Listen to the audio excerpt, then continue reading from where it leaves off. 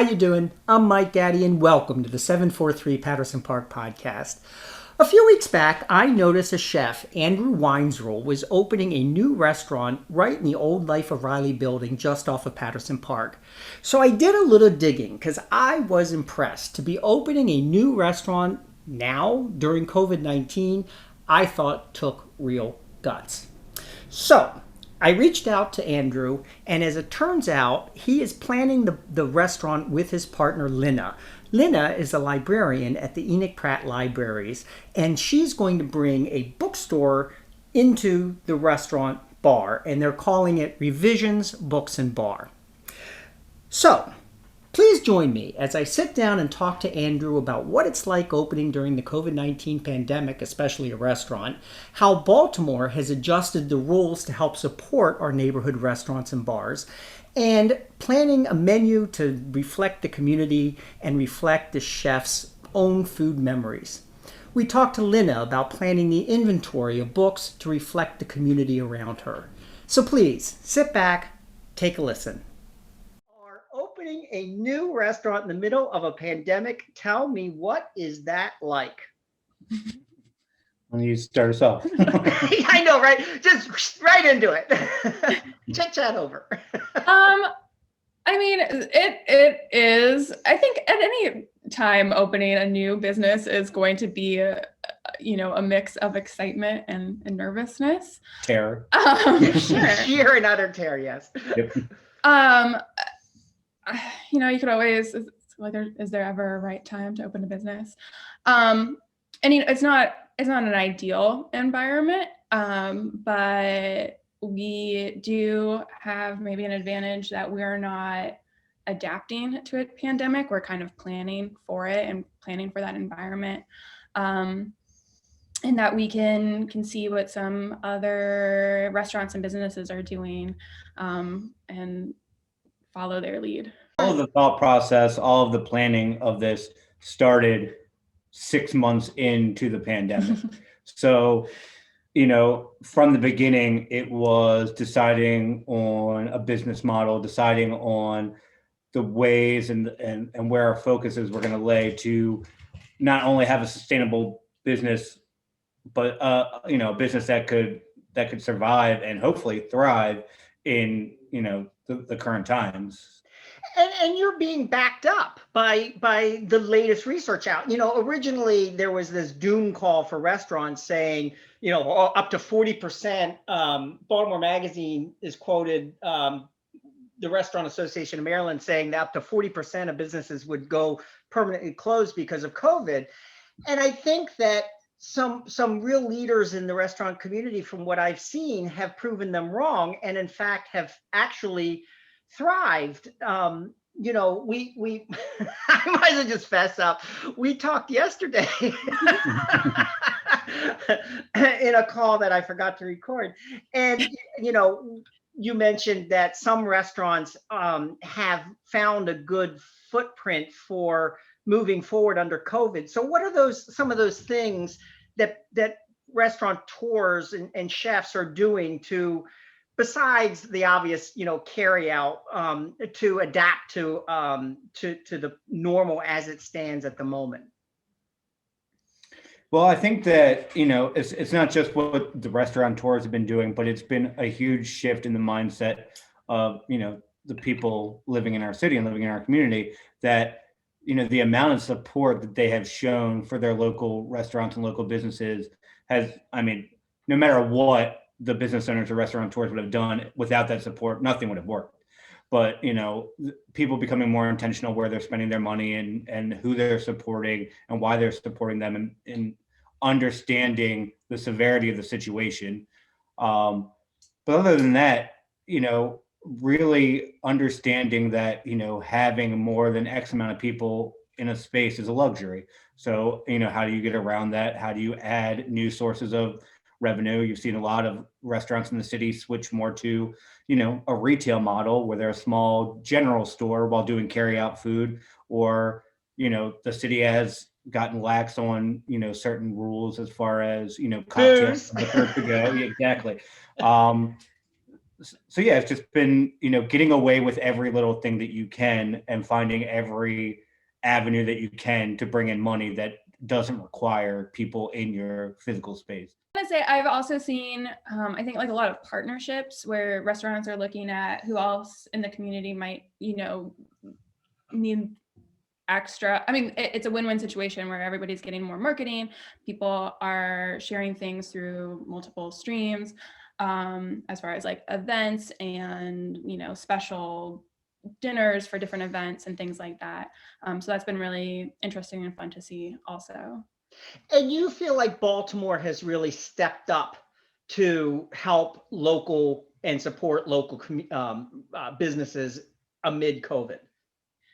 Yeah, absolutely. Yeah. I mean, I think that, what you've seen with relaxing certain liquor laws, shutting down streets. So, restaurants in different neighborhoods can actually have room to do outdoor seating when they can. I think that they have done everything that they can while still trying, that obviously it's always going to be contentious about when they're doing shutdowns and how long those shutdowns last. But, So you mentioned the liquor laws being relaxed a little bit. That's let some local restaurants really find a new niche in terms of doing carry-out cocktails, right? Do you think that's a trend that will survive past COVID, or do you think that's just a temporary thing?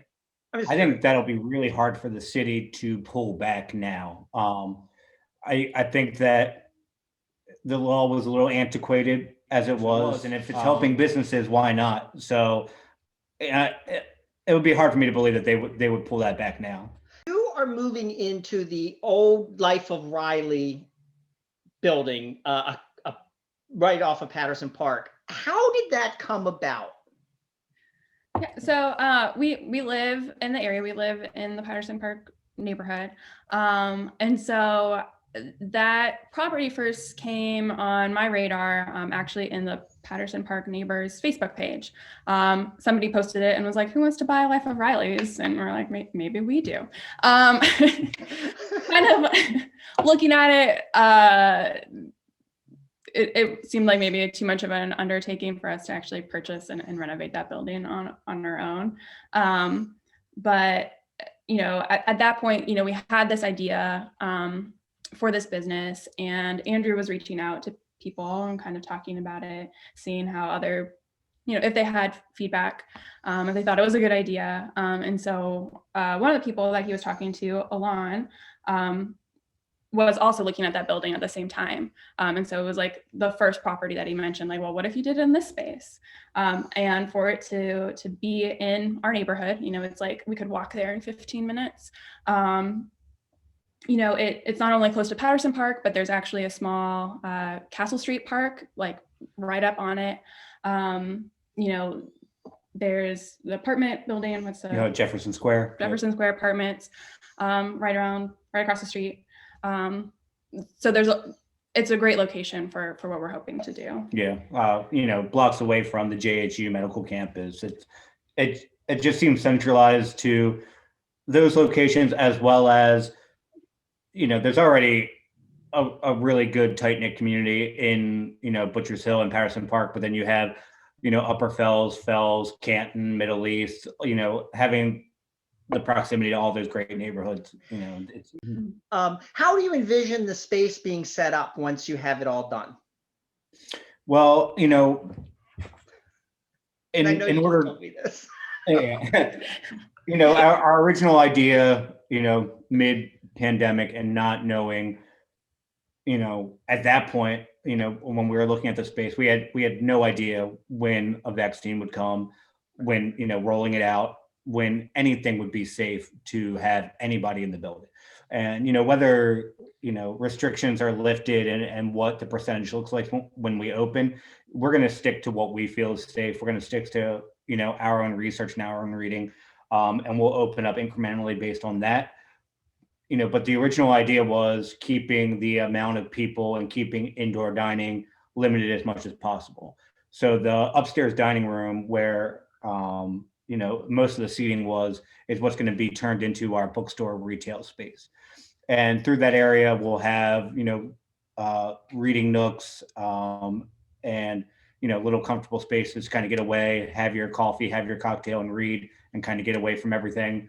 While also there is an addition patio sort of area up there that we're going to turn into more of a loungy area and an event space when it's appropriate to have more than 10 people in a room. We can have book clubs there, events, author readings and stuff like that.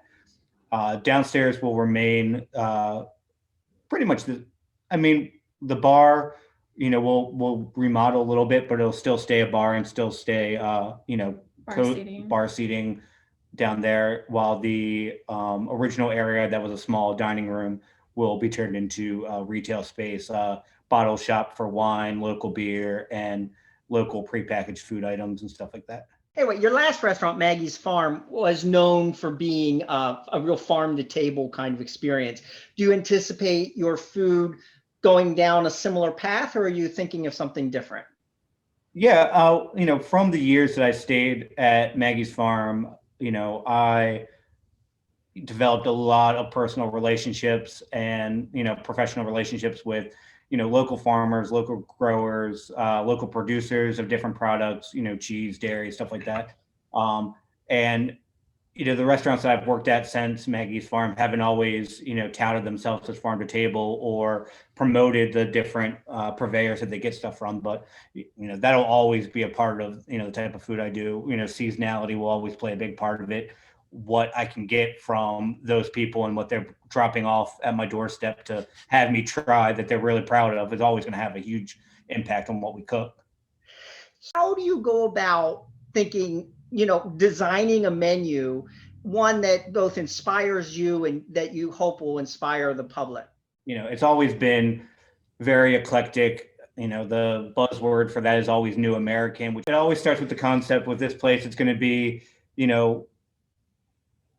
it's going to be that it's going to be American food. It's going to be comfort food. It's going to be the things that, people that we hope people crave, that, no matter what in this time where, everybody is stressed out about absolutely everything and trying to recover from 2020 and the beginning of 2021 and not having any idea where we're headed, and just the constant anxiety of all that. What do people crave? And just good, genuine food. So once you kind of get your parameters there, for me it's just hours of research. While we're binging whatever we are on TV, I'll have my laptop open and I'm on every listicle from every site about new restaurants, great restaurants across the country, just ingesting as many menus as I can and just seeing what everybody else is doing out there, and just having a constant free-form list going of all the ideas that come to me, and then spending the next couple months just whittling and editing that down to something that makes sense to me and hopefully makes sense to the people that are coming in. And so you said yesterday that you like to do food based on food memories. What do you mean by that? Because that really triggers something with me. I was sitting in a restaurant in New York and I had a cannoli and was instantly brought back to my trip to Rome. I mean, like that. I mean, that's different for everybody, and it all depends on how you grew up and what your relationship was with food. When you're developing those memories. My mom hated cooking. My dad worked all the time. She hated cooking, and we ate tons of fast food. We ate tons of TV dinners and stuff out of cans, which is why I had a contentious relationship with vegetables until my mid to late 20s. But I think that also helps me because, I think a lot of people had that relationship growing up. And so when I have a dish and part of that food memory is something that's, relates to like fast food or, something from that kind of nostalgia, I think it connects with a lot of people. But, just like your cannoli or, a Madeline in Proust or, whatever that book was. There's transcendent food memories. It can come at any time, and it can be something simple as a whole roast chicken, which is something that we do a lot at home because it's really simple. It's always nourishing and good and filling, and it's something that I think is nostalgic for a lot of people. It's actually the first thing that he cooked for me. It was a true. whole roast chicken. That's true. In my apartment with very few pans, grilled cheese. We talked yesterday about quesadillas and it's a different variation of grilled cheese, just hot, toasted cheese. And the great part is you can put any amount of leftovers you have inside a quesadilla. I feel like our lunch is always a quesadilla with whatever we had for dinner stuffed inside of it. Yeah. And it's easy and it's always good. Yeah. Anything with a fried egg on top, like we talked about. Yeah. So Lina, you are a librarian at Enoch Pratt Library, and how are you bringing that expertise into this, what will be a bookstore, restaurant, bar format? Yeah. So in my current role at the Pratt, I'm kind of in a specialized department. I'm a workforce librarian, but I've also worked in neighborhood libraries. I've been in the customer service side. I've been a manager. I've worked in a middle school library. And I think like what I bring from all of those experiences is a love for connecting people with information and with books specifically. And then also, I have a lot of experience with creating a community space, so a space that's inviting and welcoming, that people feel like they can just hang out. And obviously in the library world, I have, some connections to bookish people. Can always hear, what books are coming out, what authors are people talking about, either in a good way or a bad way. And there's also a lot of conversations that I think are relevant to what we're doing with an independent bookstore, as far as what do you prioritize when you have limited resources and limited space, and how do you cull your collection in that way? And what do you anticipate prioritizing? What kind of inventory do you foresee? So we want to support BIPOC authors, LGBTQ plus authors, female authors as well. Again, with limited resources, with limited space, you really have to be intentional with what you're purchasing and which authors you're supporting. We want to keep the collection fairly current. Like within the past couple of years, we can't carry every bestseller, every classic. So we really have to look at, what we want to read, what the neighborhood wants to read, and who we want to support.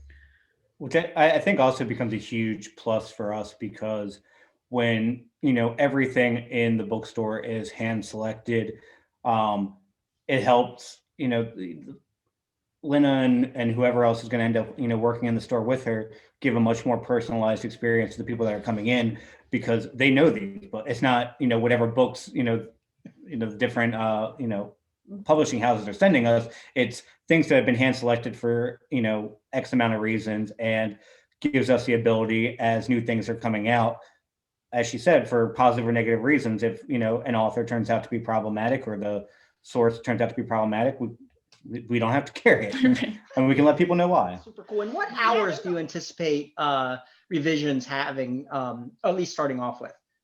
Right now, we're looking at probably opening around 11, for lunch business, and staying open until around midnight. We have a liquor license that would allow us to stay open until 2. Our talks with the neighborhood association, we didn't want to do anything later than 1. And even that, I don't think we're going to have much after midnight. So I think we'll cap it there. But, we'll always see, whether or not we stay open a little later, or there's a huge demand for us being open earlier during the week. We'll adjust as, the business needs to. So, and we'll do brunch on the weekends. Considering that when this podcast was taped, it was the beginning of February, Lina may have had the understatement already of this short year when she said, it's not an ideal environment to open a restaurant. And in this episode, we really got a chance to examine and look at opening a new restaurant in Baltimore, in our neighborhood, during COVID-19.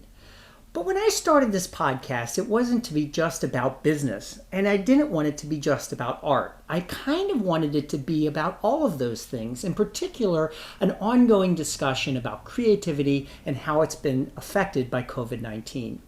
So next week, we're going to continue our discussion with Andrew and Lina. but this time focusing on the creative side of food, about the foodie culture in Baltimore, and about how social media has impacted the life of chefs and how they work. So please join me. Meanwhile, have a great week.